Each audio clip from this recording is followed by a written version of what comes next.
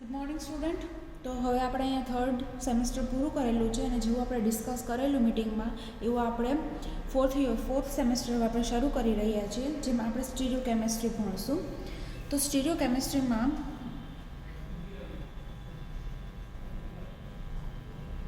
Stereo chemistry of organic compound, જેનો code રહેશે PS04CORC23. આપણે સ્ટીરિયો કેમેસ્ટ્રી શીખવાના છે, જેમાં ફર્સ્ટ યુનિટ આપણું રહેશે એસિમેટ્રિક synthesis.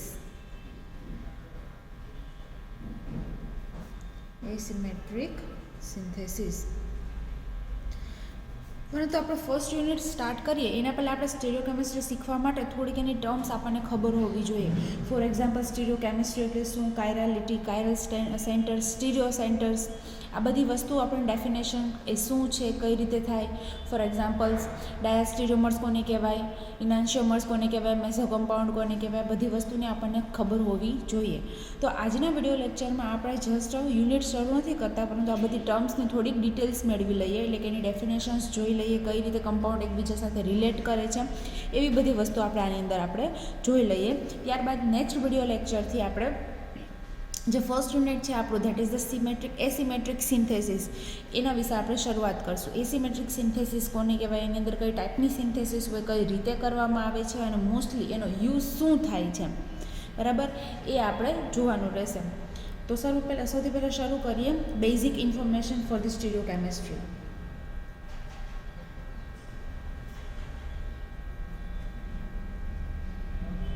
Basic information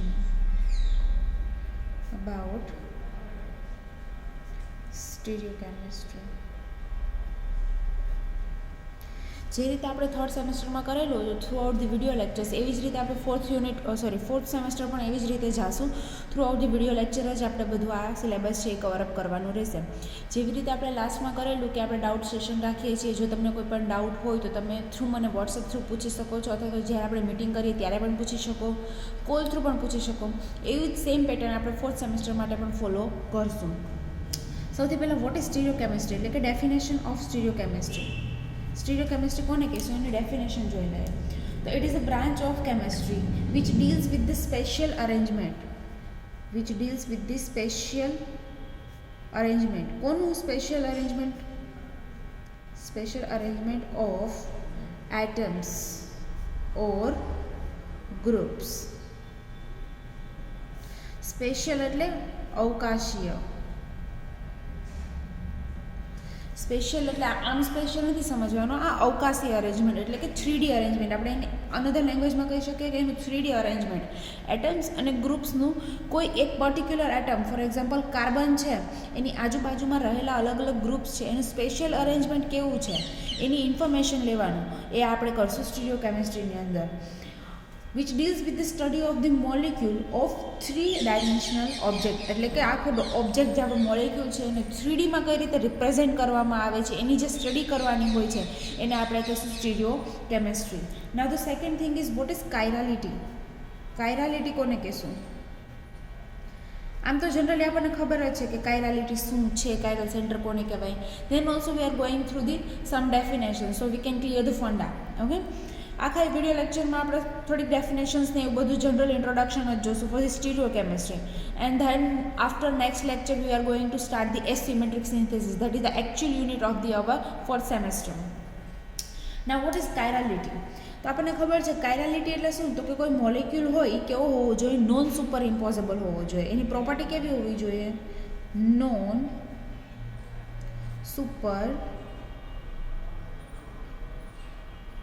superposable on its mirror image.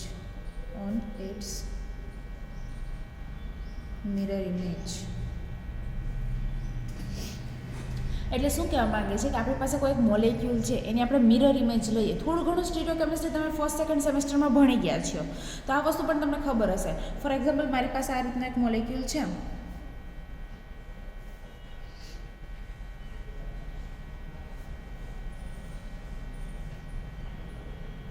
આની મારે મિરર ઇમેજ લેવાની. મિરર ઇમેજ લેવાની મતલબ કે અહીંયા વચ્ચેથી હું એક મિરર મૂકીશ, અમારું મિરર છે, અહીંયા મને એક એની રિફ્લેક્શન મળશે, આપણને ખબર છે ને વસ્તુ આપણે મિરરમાં આવી રીતે આમ ઊંધું દેખાય. આ જે સાઈડ છે પ્રિન્સિપલ ચેન છે લેફ્ટ હેન્ડ સાઈડ છે, તો અહીંયા મને principal chain right hand side મળશે. વેજમાં OH છે તો એ વેજમાં જ મળશે, ડેશમાં H છે તો એ ડેશમાં જ મળશે. તો આ રીતે મને મિરર ઇમેજ મળે છે આ મોલેક્યુલની, કોઈ પર્ટિક્યુલર મોલેક્યુલની. હવે આ મોલેક્યુલને ઉપાડીને જો મારે આની ઉપર રાખવો હોય તો એ સુપર ઇમ્પોઝેબલ થાય. મતલબ કે CH3ની જગ્યાએ CH3 આવવું જોઈએ, OHની જગ્યાએ OH, Hની જગ્યાએ H, CH2OHની જગ્યાએ CH2OH. કમ્પ્લીટલી સુપર ઇમ્પોઝેબલ થવું જોઈએ. મતલબ આ મોલેક્યુલને ઉપાડીને જો આના ઉપર મૂકું તો એના પર કમ્પ્લીટલી ફિટ બેસવું જોઈએ. જે ત્રણ વસ્તુ છે દેટ ઇઝ CH3H અને OH, એ ત્રણેય સુપર ઇમ્પોઝેબલ થશે પણ CH2OH થશે નહીં, કારણ કે અહીંયા જે CH2OH છે એ લેફ્ટ હેન્ડ સાઈડ છે અને અહીંયા એ રાઈટ હેન્ડ સાઈડ છે. બધા આ જે મોલેક્યુલ છે એ કેવા છે? નોન સુપર ઇમ્પોઝેબલ છે, non super imposable. That's why આ મોલેક્યુલની અંદર કાયરાલિટી પ્રેઝન્ટ છે એવું આપણે કહી શકીએ. કારણ કે કાયરાલિટીની નેસેસરી કન્ડિશન એવી છે કે it should be non super imposable on it's mirror image. In other words તમે એવું કહી શકો કે તમારા મોલેક્યુલની અંદર એકઈ જાતની સિમેટ્રી પ્રેઝન્ટ ના હોવી જોઈએ. સિમેટ્રી ફોર એક્ઝામ્પલ સિગ્મા એટલે કે plane of symmetry, centre of symmetry and improper rotational of symmetry. મતલબ એકઈ જાતની સિમેટ્રીની અંદર પ્રેઝન્ટ હોવી જોઈએ નહીં, એ એબસેન્ટ હોવું જોઈએ. આની અંદર તમે ચેક કરો તો પ્લેન પણ એબસેન્ટ છે, ઇન્વર્ઝન પણ એબસેન્ટ છે અને SN ઇમ્પ્રોપર રોટેશનલ એક્સિસ પણ એબસેન્ટ છે. મતલબ એકઈ જાતની સિમેટ્રી પણ એની અંદર પ્રેઝન્ટ હોવી જોઈએ નહીં. જો આવી રીતની કોઈ કન્ડિશન આપણને મળતી હોય કે મોલેક્યુલ નોન સુપર ઇમ્પોઝેબલ હોય, એની અંદર એકઈ સિમેટ્રી પ્રેઝન્ટ ના હોય, તો એ મોલેક્યુલને આપણે કાયરલ કન્સિડર કરીએ છીએ. But if the mirror image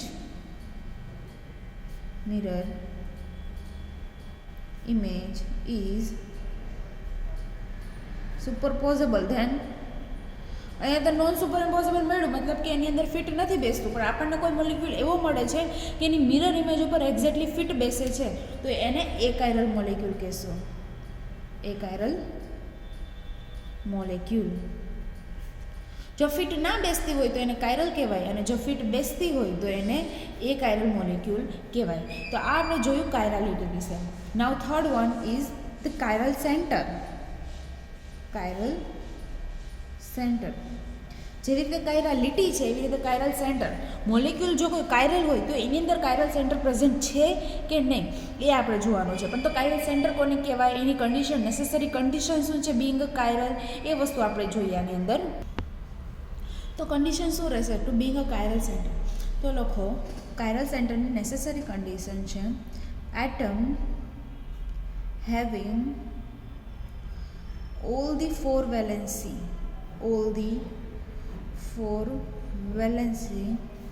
should be different. મતલબ એવું કહેવા માંગે છે કે જો કોઈ પણ સેન્ટર હોય, કોઈ એટમ હોય મારી પાસે, ફોર એક્ઝામ્પલ કાર્બન, એની ચારે ચાર વેલેન્સી, કાર્બનની 4 વેલેન્સી હોય ને તો એની ચારે ચાર વેલેન્સી કેવી હોવી જોઈએ? અલગ હોવી જોઈએ. For example X, Y, Z, A, એની ચારે ચાર વેલેન્સી જો અલગ હોય, ડિફરન્ટ હોય, તો આ જે સેન્ટર છે, આ જે કાર્બન એટમ છે, એને હું કાયરલ સેન્ટર તરીકે લઈ શકું. તો આવી રીતે કોઈ બી એટમ, ફોર એક્ઝામ્પલ અહીંયા આપણે કાર્બન લીધો એટલે એવું જરૂરી નથી કે ઓલવેઝ કાર્બન છે જ કાયરલ સેન્ટર તરીકે હોય. કોઈ બી એટમ છે એ કાયરલ સેન્ટર તરીકે હોઈ શકે. The necessary condition is only that કે એની ચારે ચાર વેલેન્સી કેવી હોવી જોઈએ? ડિફરન્ટ હોવી જોઈએ. વેરિયસ એક્ઝામ્પલ્સ અને આની થોડીક ઇમ્પોર્ટન્ટ ફીચર્સ છે કાયરલ સેન્ટરના, એ આપણે જોઈ લઈએ. Important features.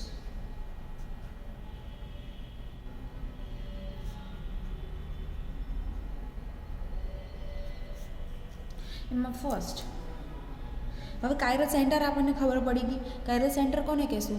કોઈ એટમ હશે એની ચારે ચાર વેલેન્સી જો ડિફરન્ટ હોય તો એને આપણે કાયરલ સેન્ટર કહેશું. બરાબર? તો એનું ફર્સ્ટ શું છે? ઇફ ધ મોલેક્યુલ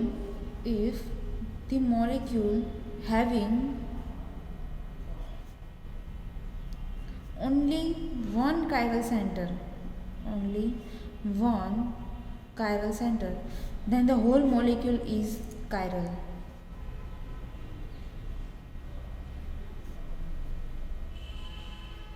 મતલબ એવું કહેવા માંગે છે કે જો મારા મોલેક્યુલની અંદર only one chiral center present હોય તો આખો મોલેક્યુલ કેવો છે?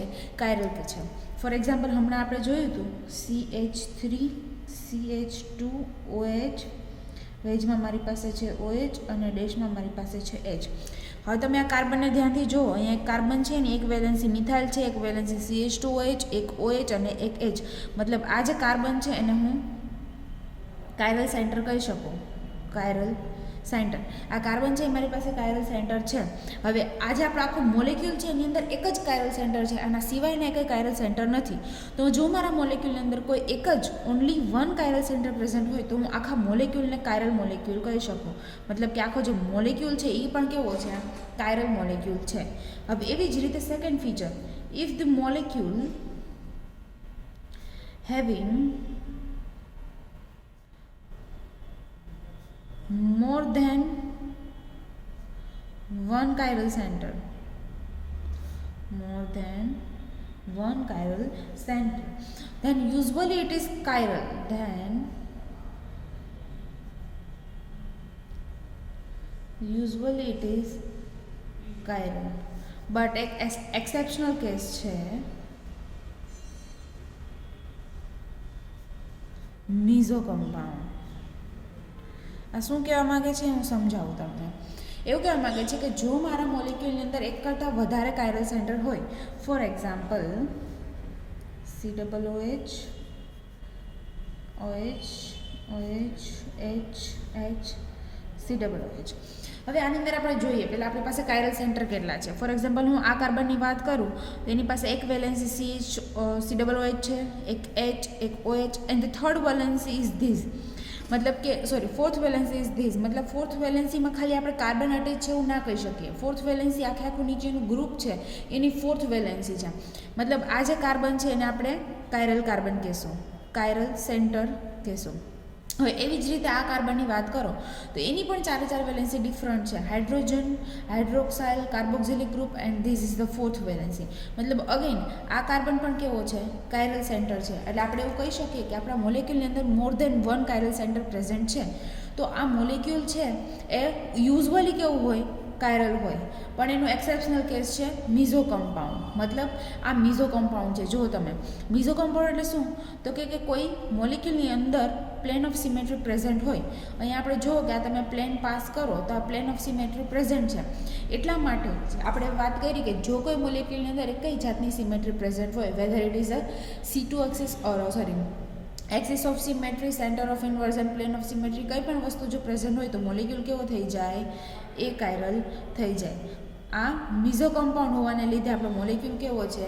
એ કાયરલ છે. પણ જનરલી એવું હોય કે જો મોલેક્યુલની અંદર એક કરતાં વધારે કાયરલ સેન્ટર પ્રેઝન્ટ હોય તો મોલેક્યુલ કાયરલ થવો જોઈએ. એનું બીજું એક્ઝામ્પલ આપણે આ રીતે જોઈ શકીએ, COOH, OH, H, OH, H and CH2OH. આની અંદર પણ બે કાયરલ સેન્ટર છે. This is the first one and this is the second one. બે કાયરલ સેન્ટર છે પણ આની અંદર એક જાતની પ્લેન ઓફ સિમેટ્રી પ્રેઝન્ટ નથી. એટલા માટે આ જે મોલેક્યુલ છે એ કેવો છે?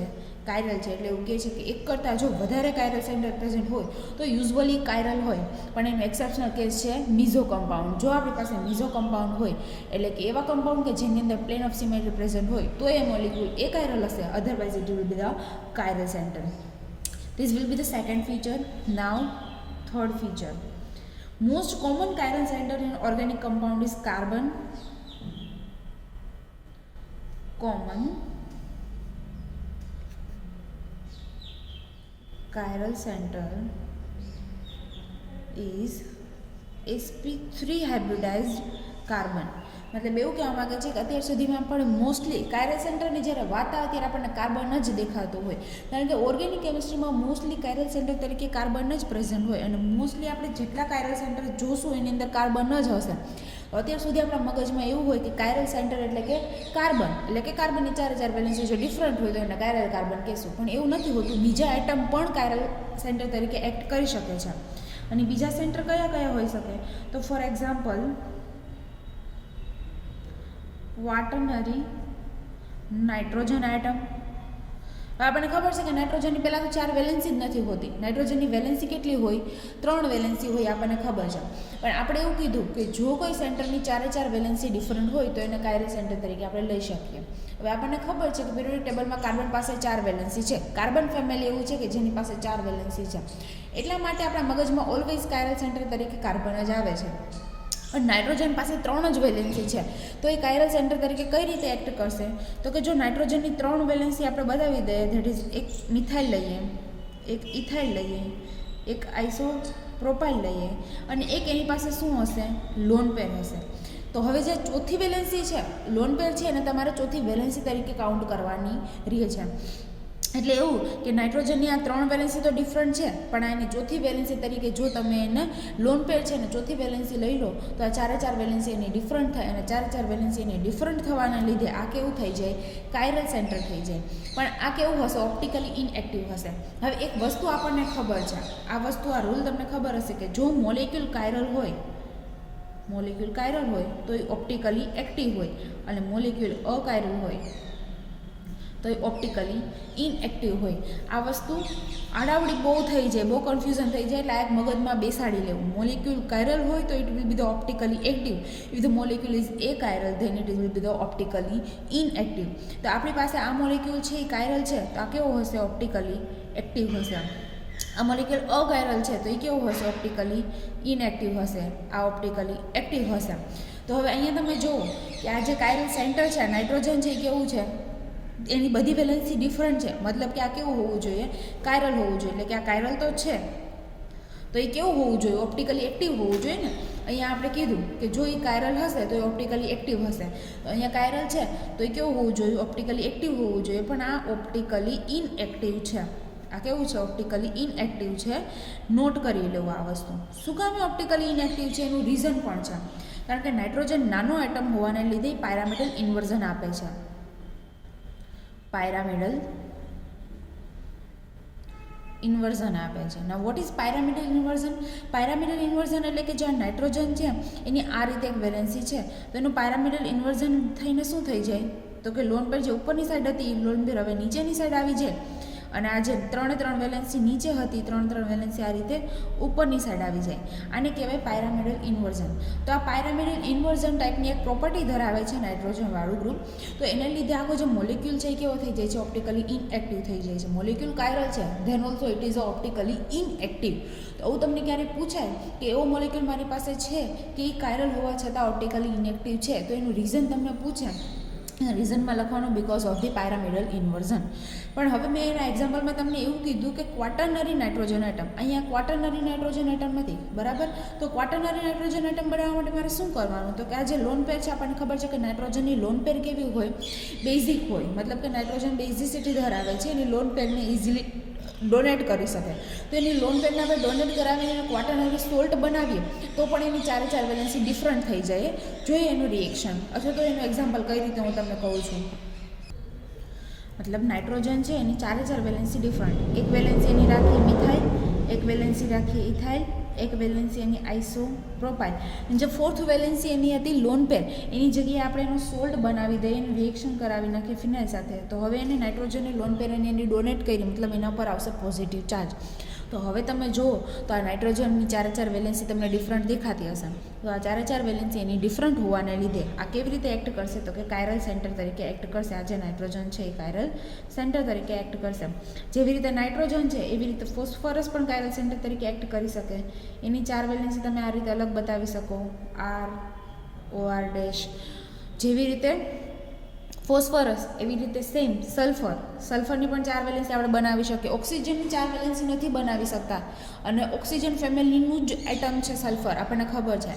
તો પણ સલ્ફરની આપણે 4 વેલેન્સી બનાવી શકીએ. શું કામે? તો કે એની પાસે વેકેન્ટ ડી ઓર્બિટલ હોય છે, જ્યારે ઓક્સિજન પાસે વેકેન્ટ ઓર્બિટલ હોતી નથી. તો આ જો સલ્ફર છે એનો એક વેલેન્સી આપણે આર રાખીએ, એક વેલેન્સી આર ડેશ રાખીએ, એક વેલેન્સી રાખીએ O માઇનસ, અને એક વેલેન્સી રાખીએ એની લોન પેર. જેવી રીતે આપણે નાઇટ્રોજનમાં એક લોન પેર બતાવી હતી આ રીતે, નાઇટ્રોજનની એક લોન પેર, અહીંયા તો ઇથાઇલ, એક હતું મિથાઇલ, અને એક હતું આઇસોપ્રોપાઇલ. જેવી રીતે નાઇટ્રોજન કાયરલ સેન્ટર તરીકે એક્ટ કરતો હતો, એની ચોથી વેલેન્સી આપણે લોન પેરને ગણેલી હતી. એવી જ રીતે સલ્ફરની આપણે ચોથી વેલેન્સી લોન પેર કન્સિડર કરીને આ બધા એટમ છે એ કાયરલ સેન્ટર તરીકે એક્ટ કરી શકે છે. તો આવી રીતે કાર્બન, બિસાઇડ્સ ધી કાર્બન ઘણા બધા એટમ્સ આપણી પાસે એવા છે કે જે કાયરલ સેન્ટર તરીકે રિપ્રેઝેન્ટ થઈ શકે. The necessary condition is only that કે it should have all the 4 valencies are different. એની બધી વેલેન્સી 4 વેલેન્સી કેવી હોવી જોઈએ? ડિફરન્ટ હોવી જોઈએ. નાઉ નેક્સ્ટ સ્ટીરિયો સેન્ટર.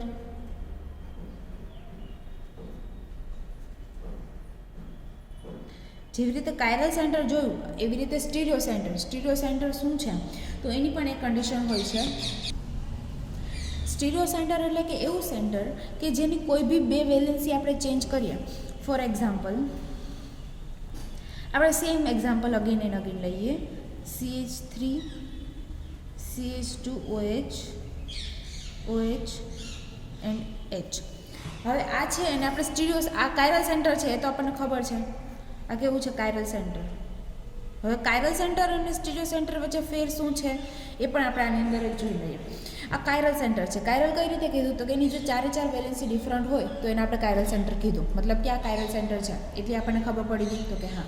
હવે સ્ટીરિયો સેન્ટર છે કે નહીં કેમ ખબર પડે તો મારે સેન્ટરની કોઈ બી બે વેલેન્સી ડિફરન્ટ કરવાની, ચેન્જ કરવાની, ઇન્ટરચેન્જ કરવાની. ફોર એક્ઝામ્પલ આ OH અને H ને હું ઇન્ટરચેન્જ કરી નાખું. OH અને H ને હું ઇન્ટરચેન્જ કરી નાખું. CH3 CH2OH. અહીંયા વેજમાં OH હતું એની જગ્યાએ હું વેજમાં H લખું છું અને ડેશમાં OH લખું છું. એટલે કે હું કોઈ સેન્ટરની આજુબાજુની કોઈ સેન્ટરની બે વેલેન્સી ઇન્ટરચેન્જ કરું અને ઇન્ટરચેન્જ કરવાથી મને ન્યૂ સ્ટીરિયો આઇસોમર મળે. ન્યૂ સ્ટીરિયો આઇસોમર મળે તો એ સેન્ટરને હું સ્ટીરિયો સેન્ટર કહી શકું. એ સેન્ટરને હું સ્ટીરિયો સેન્ટર કહી શકું.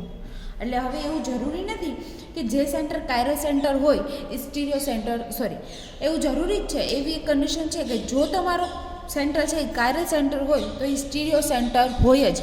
પણ એવું વાઇસ વર્સા જરૂરી નથી કે જો તમારું સેન્ટર સ્ટીરિયો સેન્ટર હોય તો એ કાયરલ સેન્ટર પણ હોવું જોઈએ. મતલબ કે આ આપણો કાર્બન છે એ કાયરલ છે અને એની સાથે સાથે એને સ્ટીરિયો સેન્ટર પણ કહી શકાય. પણ જો એ ખાલી સ્ટીરિયો સેન્ટર હોય તો એવું જરૂરી નથી કે એ કાયરલ સેન્ટર પણ હોય જ. અહીંયા આગળ કન્ડિશન મેચ થઈ જાય છે કે એ કાર્બન આપણો સ્ટીરિયો સેન્ટર પણ છે અને કાયરલ સેન્ટર પણ છે. પણ એવું જરૂરી નથી કે જો કોઈ સેન્ટર સ્ટીરિયો સેન્ટર હોય તો એ કાયરલ સેન્ટર પણ હોય જ. એટલે આપણે એવું લખી નખાય કે if the center is chiral, if the center is chiral then it can also refer as a stereo center, but vice versa is not true. એટલે એવું કહેવા માગે છે કે જો કોઈ સેન્ટર કાયરલ સેન્ટર હોય તો તમે એને સ્ટીરિયો સેન્ટર કહી શકો. પણ જો કોઈ સેન્ટર સ્ટીરિયો સેન્ટર હોય તો તમે એને કાયરલ સેન્ટર કહી પણ શકો અને ના પણ કહી શકો. મતલબ કે એ કાયરલ સેન્ટર હોઈ પણ શકે અને ના પણ હોઈ શકે. પણ આ બરોબર છે કે જો એ કાયરલ સેન્ટર હોય તો એ સ્ટીરિયો સેન્ટર હોય ને હોય. જે વસ્તુ આપણે આની અંદર જોઈ લીધી. પણ હવે આપણને એ કેમ ખબર પડી કે આ નવો સ્ટીરિયો આઇસોમર આપણને મળ્યો કે ના મળ્યો તો એના નોમેનક્લેચર આપણે કરી લેવાય. RS નોમેનક્લેચર આપણે કરી લેવાય. અહીંયા OH ને આપણે આપશું 1 નંબર, અહીંયા આપશું 4 નંબર. અહીંયા આવશે CH2OH નું 2nd નંબર, અહીંયા આવશે 3rd નંબર. આપણે 1 to 2 જઈએ તો આ જે છે એનું કન્ફિગરેશન છે R. મતલબ કે આ જે મોલેક્યુલ છે એની R કન્ફિગરેશન છે. હવે આપણે એ સેન્ટરની આજુબાજુની બે વેલેન્સીને ઇન્ટરચેન્જ કરી તો આપણને આ જે નવો મોલેક્યુલ મળેલો છે એની અંદર આપણે જોઈએ તો આને આપશું 1 નંબર, આને આપશું 2 નંબર, આ આવશે 3 અને આ આવશે 4. અહીંયા પણ આ સાઈડ રોટેશન પણ veg valency towards the viewers એટલે આપણે એને ઇન્ટરચેન્જ કરશું. મતલબ કે આ આવશે S. મતલબ એક મોલેક્યુલ આપણી પાસે જે પહેલા મોલેક્યુલ હતો એની કોન્ફિગરેશન હતી R. મતલબ કે R હતો, R આઇસોમર હતો. હવે એની કોઈ પણ બે વેલેન્સીને આપણે ઇન્ટરચેન્જ કરી તો it will B converted into S. મતલબ કે ન્યૂ સ્ટીરિયો આઇસોમર આપણને જનરેટ થયો. તો જો નવો સ્ટીરિયો આઇસોમર આપણને મળે તો એ સેન્ટરને આપણે સ્ટીરિયો સેન્ટર કહી શકીએ. તો આ કાર્બનને આપણે સ્ટીરિયો સેન્ટર કહી શકાય. તો આપણે અહીંયા સુધી આજનો લેક્ચર રાખીએ કે જેની અંદર આપણે 3 થી 4 વસ્તુ શીખ્યા. ડેફિનેશન એક તો સ્ટીરિયો કેમિસ્ટ્રીની શીખા, ત્યારબાદ કાયરાલિટી કોને કહેવાય, કાયરલ સેન્ટર કોને કહેવાય અને સ્ટીરિયો સેન્ટર કોને કહેવાય એના વિશે આપણે બેઝિક ઇન્ફોર્મેશન લીધી. નેક્સ્ટ વિડીયો લેક્ચરમાં આપણે જોશું આઇસોમેરિઝમ કોને કહેવાય, એની ટાઈપ્સ શું છે અને એના એક્ઝામ્પલ શું છે, એની નેસેસરી કન્ડિશન શું છે, એ બધું આપણે નેક્સ્ટ વિડીયો લેક્ચરની અંદર જોશું. અને ત્યારબાદ આપણે શરૂઆત કરશું આપણું એકચ્યુઅલ યુનિટ. તો અહીંયા સુધી વિડીયો લેક્ચર રાખીએ. Thank you so much.